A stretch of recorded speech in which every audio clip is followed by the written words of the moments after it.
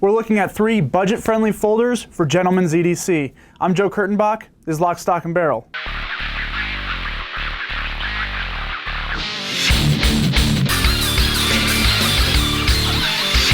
Now, while those of us who practice everyday carry are very familiar with tactical style knives, those with open assist mechanisms or relatively complex and serrated blades, there's always been a vibrant market for maybe a more elegant solution, and generally termed as gentlemen's EDC or gentlemen's folders. These knives tend to be a little bit more simple, they're slimmer, the blade profiles are a little bit plainer, and the handles, rather than being heavily textured and tactical, tend to be actually very aesthetically pleasing, so that the overall package is very utilitarian, very useful, very functional, but it's also just as comfortable at work or at home as it is on the range, especially in terms of the attire you're choosing to wear and the audience you may be surrounded by. Luckily, today there's a great market for these knives that are also budget friendly, and we're going to look at 3. The first knife we're going to look at comes from Browning's Black Label series, and it's the Blind Spot. Now, the Blind Spot features a 3.8-inch slender profile drop point blade. You can see that it has a nice black stonewash finish, as does the bolster. Rounding out the aesthetic appearance are these nice hemp micarta scales. Very nice design, very slender. It's a liner lock design. A couple nice features is that its opening is assisted by 2 bilateral thumb studs, and as well there's some jimping at the base of the spine to help with fine work when you're using this knife. Overall, a very slender package, good looking, and it comes in at just $40. Stepping up just a bit, the next knife we're going to look at is the Hollow Point, and this is a Ken Onion design, and it's part of CRKT's officially licensed Ruger series.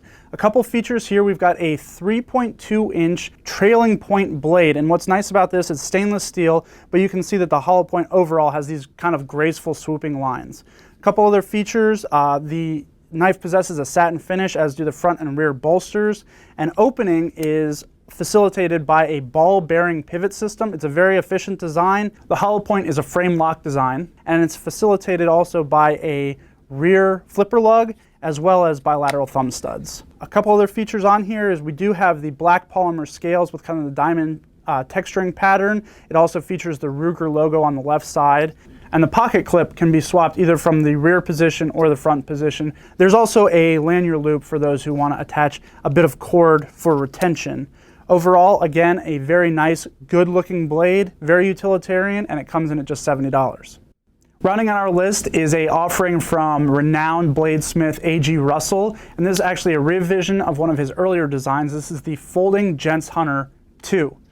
Now, this does have the widest blade profile of the 3 on our list, but it is also actually the lightest, and that's thanks in part to the carbon fiber scales.